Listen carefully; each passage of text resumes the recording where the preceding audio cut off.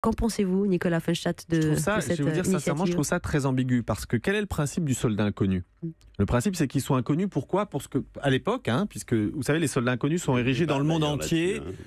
Il n'y a pas seulement en France, mais partout.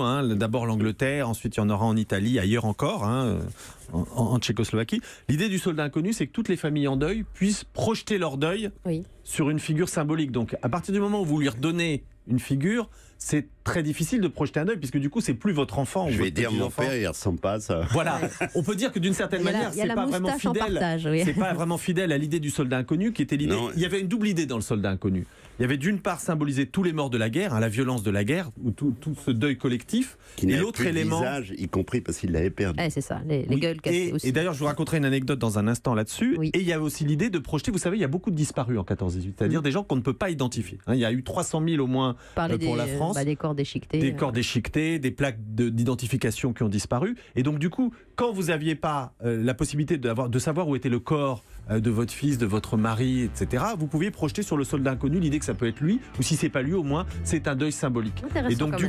Et donc, du coup, évidemment, quand vous avez un visage, cette projection, elle disparaît. Donc, je suis assez, disons, réservé.